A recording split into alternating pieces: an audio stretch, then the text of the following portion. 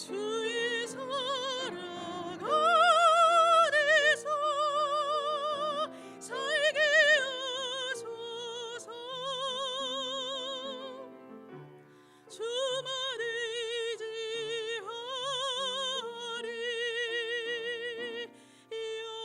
영원토록. 주만 의지하리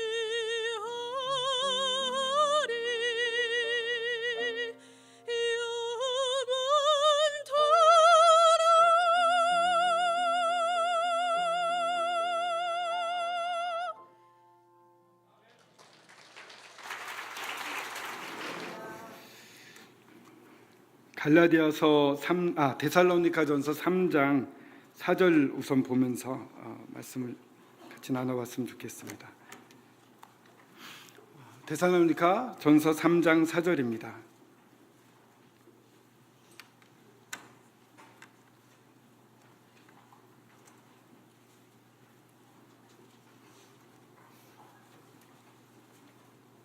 읽겠습니다. 데살로니가전서 3장 4절입니다. 우리가 너희와 함께 있을 때 장차 받을 환난을 너희에게 미리 말하였는데 과연 그렇게 된 것을 너희가 아느니라. 바울은 데살로니가 모임의 형제 자매님들에게 이와 같이 편지를 했습니다. 함께 있을 때 장차 받을 환난이 있을 것이다. 그런데 이미 그렇게 이루어졌다. 예수 그리스도를 믿게 될 때 이 데살로니가에 있는 성도들에게 핍박이 왔습니다. 이 유대교를 믿는 사람들의 핍박도 있었을 것이며 주변에서 어렵게 하는 일들이 많이 생겼던 것입니다. 이러한 환난은 저희들에게도 있습니다.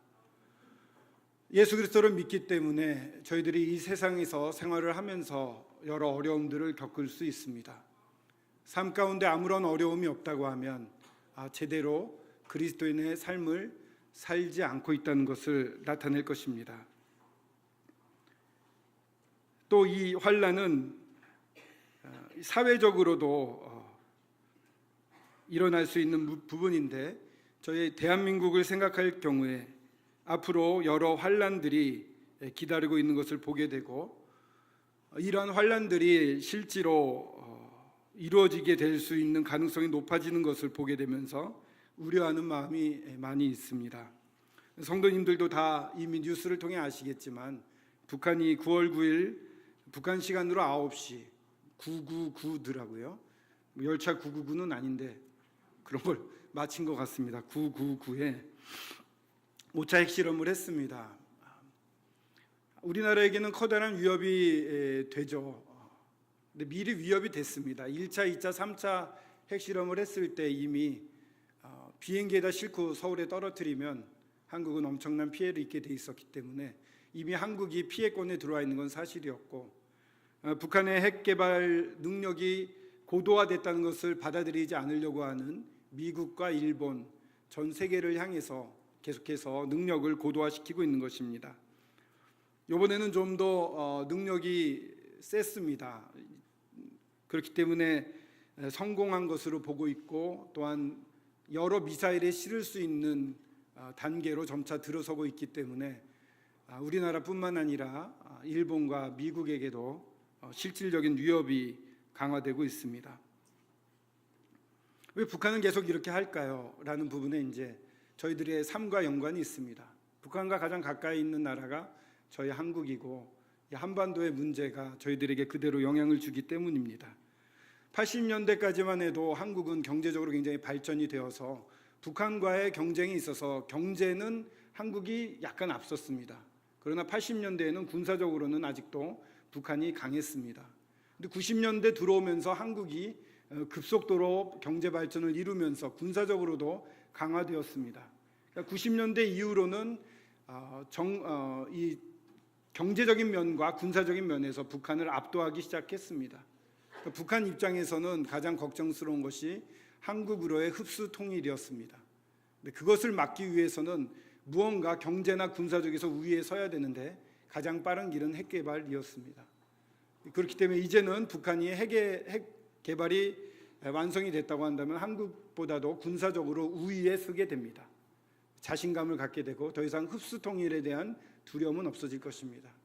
북한이 예전에는 적화 통일, 전쟁을 일으켜서 한국을 통일시키려고 했다고 하면 90년대부터 통일 전략이 바뀌어서 한국 내부에서 분열이 일어나고 북한에 동조하는 세력들이 많아져서 한국 내부의 봉기와 같은 것을 유도해서 북한이 주도하는 정부를 세우려고 하는 그런 움직임으로 통일 전략이 바뀌었습니다.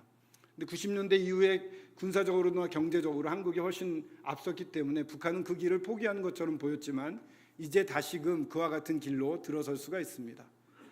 김정은 정권은 이제 자신감을 갖고 한국 내에 분열을 더 조장하며 한국 사회를 더 혼란케 만들 수 있습니다.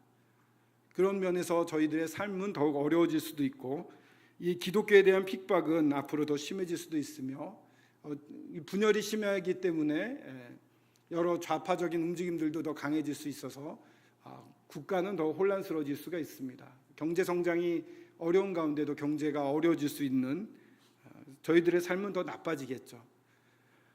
그런 가운데 저희들은 그런 환란, 믿음을 지키고자 하는 것도 어려울 뿐만 아니라 상황도 굉장히 어려워질 것이며 경제적으로도 계속 나빠질 수 있습니다.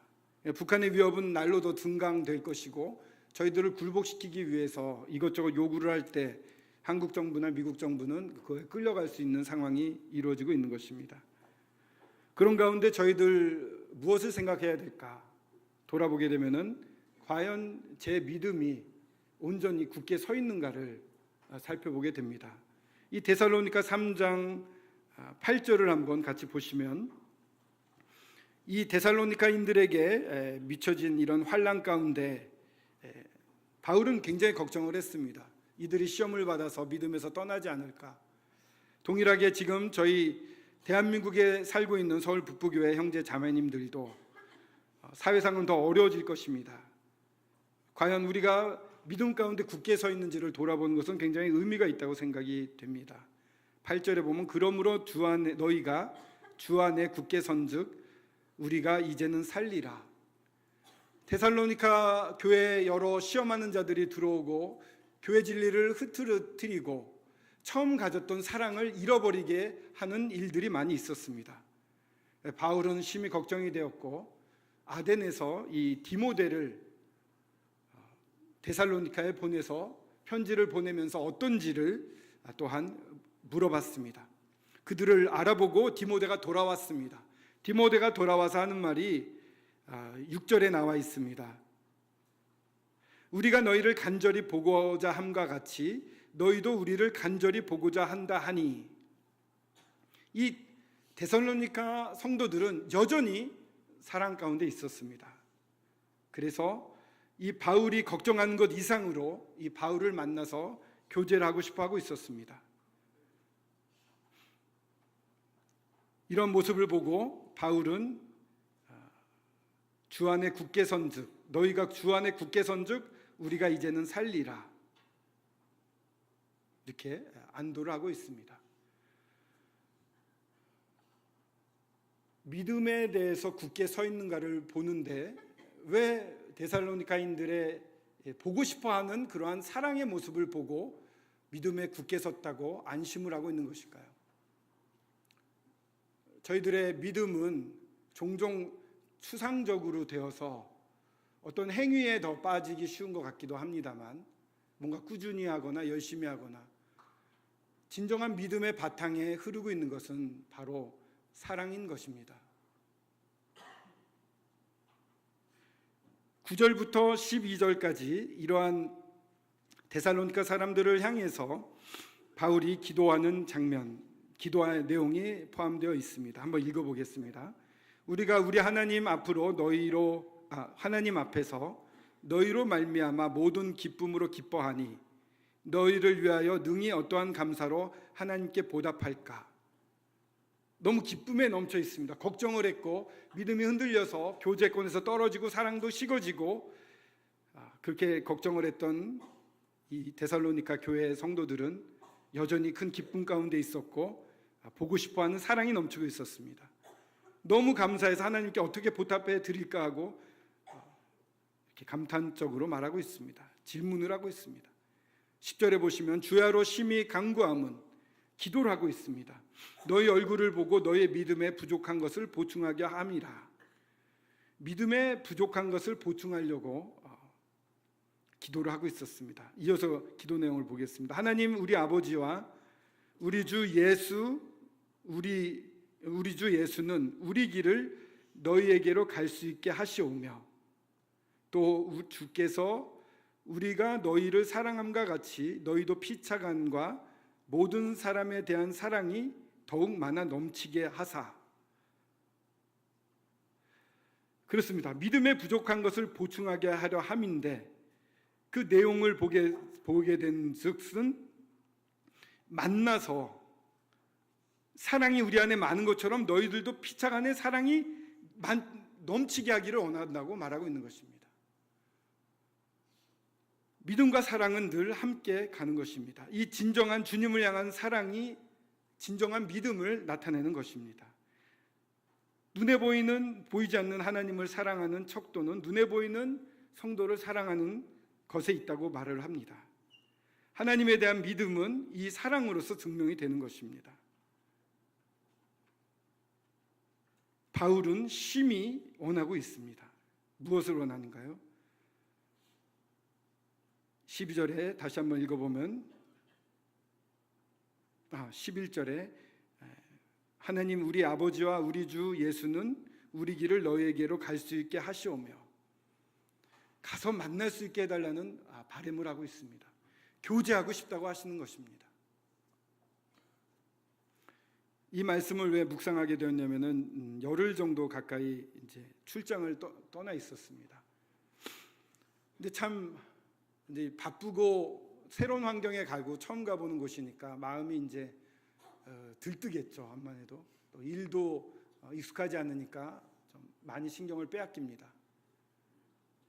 그러면서 제가 스스로에게 놀랬던 것은 참 부끄러운 고백입니다만 이 교회나 성도에 대한 생각이 전혀 들지 않았다는 것입니다.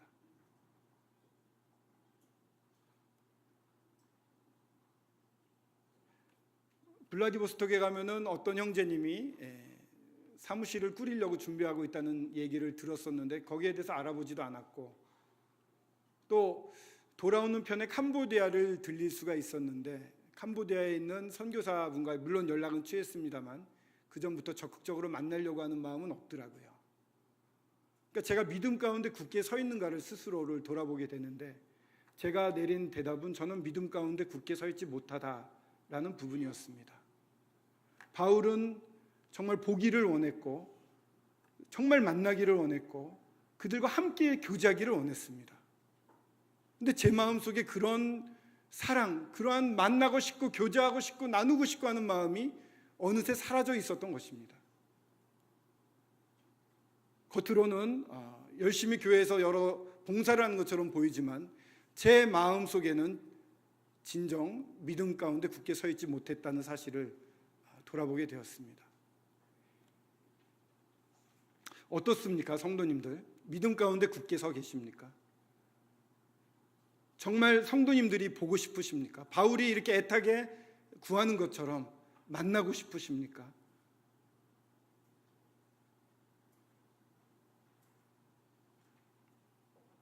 믿음이 부족한 것을 보충하게 하려 함이라. 만날 때마다 그 믿음에 대해서, 믿음의 중심은 누구십니까? 예수 그리스도 우리 주님이시겠죠. 주님에 대한 것을 나누고 기도하고 그런 주님이 너무 좋기 때문에 그 좋은 사랑을 나누고 싶어하는 그러한 동기로 서로를 보고 싶어 하십니까? 이미 환란이 저희들한테 시작된 때입니다. 마지막 때가 시작이 되었고 앞으로의 저희들의 삶은 더 녹록지 않을 것입니다. 한국 사회는 더욱 어지러워질 수 있습니다. 믿음에 대해서 공개적으로 핍박을 할 수도 있습니다. 평등에 관련된 법들이 통과되고 이슬람권들이 더 많이 나타나고 해서 믿는 자들을 더욱 핍박하고 어렵게 할 수 있습니다. 그런 환란이 점점 다가오고 현실화되고 있습니다. 그런 가운데 저희들은 과연 믿음 가운데 잘 서 있는지, 굳게 서 있는지요. 그 믿음을 측정하는 척도가 사랑, 바울이 말한 것처럼 우리가 너희를 간절히 보고자 함과 같이 너희도 우리를 간절히 보고자 한다. 교회에 나오실 때 이런 사랑으로 나오시는지요? 저만 그랬으면 좋겠다는 생각이 듭니다. 저는 참으로 이런 사랑이 식었다. 정말 보고 싶다.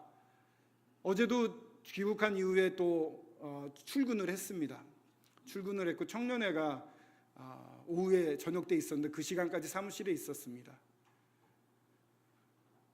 이 일이 어떻게든 빨리 끝나고 청년회에 가고 싶다라는 마음보다도 지금 하고 있는 일에 정신이 팔려서 청년회에 대한 교제를 이렇게 멀리 놓고 있는 제 자신을 발견을 했습니다.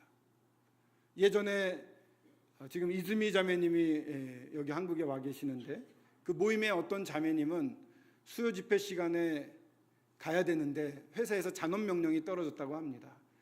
은행원을 하시던 자매님인데 그 자매님이 너무 성도들이 보고 싶어서 일을 하는데 눈물이 하염없이 나오더래요. 계속 눈물을 뚝뚝뚝 흘리면서 일을 하니까 상사가 알았다고 먼저 가라고. 그분은 아무런 불평을 한 적이 없어서 그냥 줄줄줄 울기만 한 거죠. 그 마음은 성도가 그렇게 보고 싶은 것이었죠. 노량진 시대에도 이러한 작업을 하시는 자매님들이 많이 계셨는데 수요 집회 가지 못해서 너무나 가고 싶어가지고 그들 기도하면서 작업을 할 때 정전이 와서 일을 쉬고서 다 집회를 가실 수 있었다는 이야기도 듣게 됩니다. 제 마음속에는 이러한 사랑이 어느새 사라져 있습니다. 에베소 교회가 첫사랑을 잃어버렸던 것처럼 제 자신도 첫사랑을 잃어버린 모습으로 보이게 됩니다.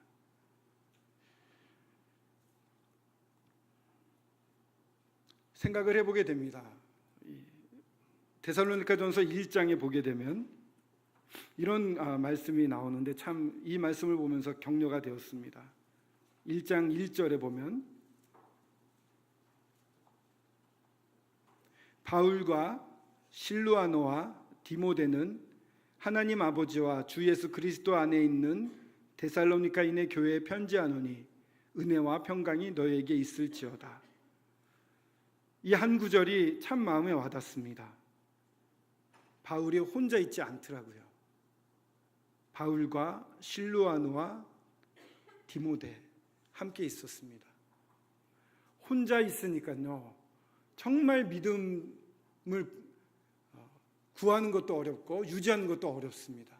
바쁜 환경과 또 새로운 환경 속에 또 혼자 스스로 관리해야 되는데 그렇게 시간을 스스로 마음대로 할 수 있을 때는 아무도 보는 사람이 없으면 집에 있으면 아내라도 이렇게 지켜보고 있을 텐데 혼자 있게 되니까 참 시간 관리하기가 어렵습니다.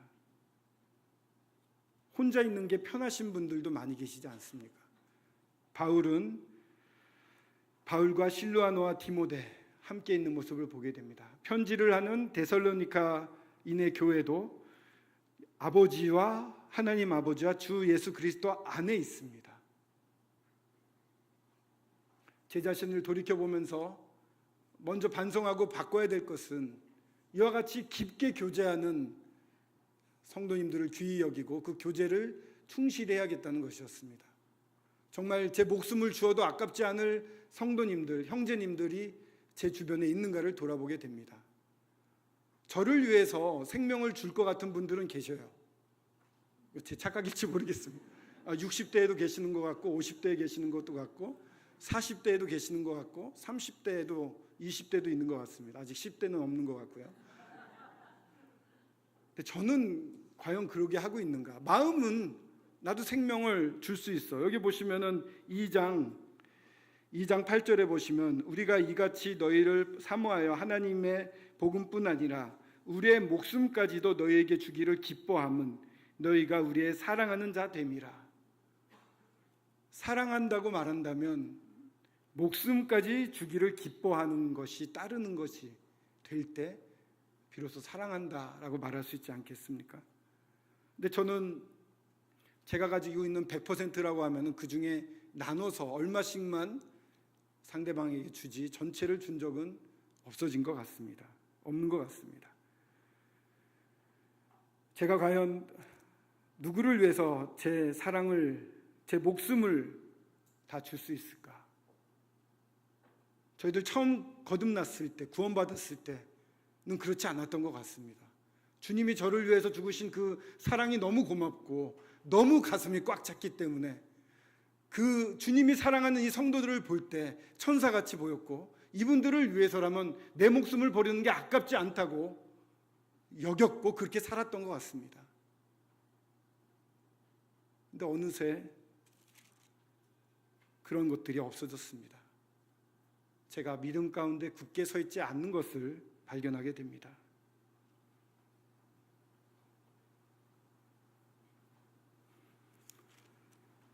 회개를 하는 시간을 좀 가지려고 합니다.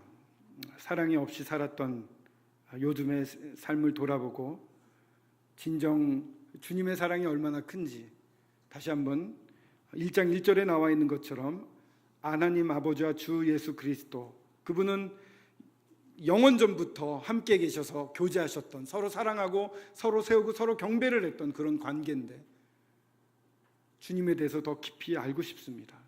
그리고 그 안에 저를 넣어주셨음에 감사가 되고, 그 안에서 주님의 이 깊으신 사랑을, 넓으신 사랑을, 높으신 사랑을, 한없이 긴 사랑을 더 경험해 보고 싶고 알고 싶습니다. 그리고 그 사랑으로 성도들을, 주변에 있는 사랑하는 형제 자매들을 사랑하고 싶습니다.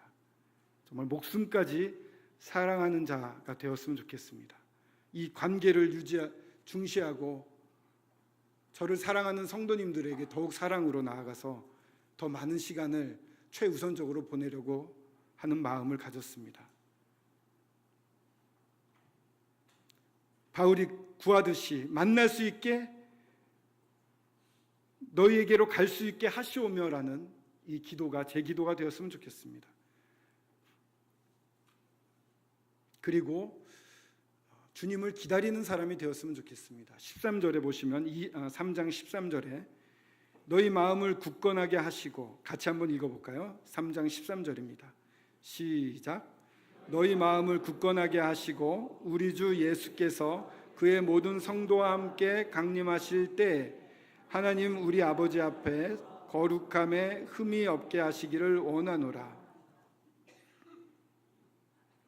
사랑하는 주님이라고 말하면서 주님의 오심을 전혀 의식하지 않고 사는 때가 길었습니다. 최근에는 주님이 곧 오실 거라는 것이 의식이 되기 시작했습니다. 돌아가는 상황을 볼 때에도 그렇고 정말 주님의 오심이 가깝습니다. 주님의 오심은 느끼고 있습니다만 이분을 사랑하기 때문에 그렇게 만나고 싶은, 정말 절실하게 주님을 기다리는 마음은 제 안에 없습니다. 제가 주 안에 굳게 서 있지 않는 증거 중에 하나가 또한 여기 있는 것 같습니다. 어제 이제 일을 마치고 아침 비행기로 도착을 했습니다. 리무진 버스가 있어서 리무진 버스를 타고 저희 동네 근처에 있는 정류장에서 내리면 이제 아내가 차를 가지고 거기까지 저를 마중 나오러 되어 있었습니다. 이제 터널을 지나고 있어 조금 있으니까 오라고 이렇게 전화를 끊었습니다. 버스에서 딱 내리면서 제가 누구를 찾겠습니까? 아내를 찾겠죠. 딱 봤는데 있었을까요? 없었습니다. 있었으면은 이런 얘기를 안 하겠죠. 저는 굉장히 보고 싶었습니다, 아내가. 근데 내렸는데 없으니까 왜 이렇게 황당하고 허무한지 모르겠어요. 그래서 오는데 차가 막히나 보다, 기다려야지. 집에서 10분 거리거든요. 10분을 넘게 기다렸는데 안 오더라고요. 전화를 했더니 왔어? 이러는 거예요. 아까 좀 있다가 오라고 그랬잖아요. 근데 좀 있다가 벌써 한 20분은 지났는데 터널이면 바로잖아요. 그 공항에서 오는 길에. 굉장히 섭섭하더라고요. 더 이상 얘기는 안 했습니다. 저도 이제 얘기는 하지 않았고 오늘 처음 얘기하는데요. 주님이 오실 때 제가 이런 제 아내와 같은 자세를 취하고 있으면 주님의 마음이 어떨까? 오셨어요? 이러면 물론 아내가 저를 사랑하지 않는 것은 사랑하는 건 아닙니다만 왜 자꾸 말이 꼬이네요. 예. 그러니까 제가 말씀드리고 싶은 건 이런 겁니다. 사랑은 표현해야 돼요. 그죠? 알 수 있게 표현해야 됩니다. 관계 가운데 있다는 것은 관계 가운데 표현하고 나타내고 살라는 것을 의미합니다. 가만히 있으면은 생각해 보십시오. 창세전부터 아버지 하나님과 아들 예수 그리스도와 성령께서 함께 계셨는데 가만히 계셨으면 얼마나 답답하셨겠어요. 서로 사랑을 표현하시고 서로 높여주시고 서로 예배드리는 그러한 위치에 있어서 그 사랑이 얼마나 깊은 것이었겠어요. 저희 한국 사람들이 좀 표현을 잘 못하는 부분도 있습니다만 사랑을 서로 표현해야 될 것입니다. 그리고 주님에 대한 사랑을 표현하면서 살 수 있기를 바랍니다. 정말 주님이 오실 때 가까워졌는데 오셨을 때 오셨어요 하지 않는 저희들이 되었으면 좋겠습니다. 정말 성도들을 목숨을 줄 수 있을 만큼 사랑하는가? 그렇지 않다면은 믿음에 굳게 서 있는 것이 아닙니다. 생명을 줄 수 있을 만큼 어떤 기회에 원할 때 정말 내 생명을 주려고 하는가? 그런 것이 없다면 믿음에 굳게 서 있는 것이 아닐 것입니다. 나 전부를 들여서 주님이 사랑한 그 대상을 주님처럼 사랑하는 것, 그런 마음 자세가 없다면, 그리고 주님이 오심을 기다리고 있지 않는다고 한다면, 그냥 사랑으로 기다리고 있지 않다면 믿음에 굳게 서 있는 것이 아닐 것입니다. 제 자신을 주님이 이렇게 돌아보게 해주셨고 이 부분에 대해서 주님 앞에 나아가 회개하고 이러한 사랑을 저는 연약하지만 주님이 은혜로 채워주시기를 간구하게 됩니다. 저희 모두 이렇게 될 수 있으면 좋겠습니다. 기도하고 마치겠습니다. 아버지 하나님, 이제 주님께서 오실 날이 가까워지고 있습니다. 여러 환난들이 더 심해질 것입니다. 하지만 주님의 저희를 사랑하신 그 사랑이 저희 가운데 넘치기 때문에 저희들은 두려울 것이 아무도 없습니다. 이 사랑으로 서로 사랑하고 이 사랑을 베풀어 주신 주님을 기다리게 하여 주시옵소서. 마지막 때 서울 북부교회를 주님이 참 기뻐하고 사랑하는 교회 되게 하여 주시옵소서. 주 예수 그리스도의 이름으로 감사하며 기도드렸습니다. 아멘.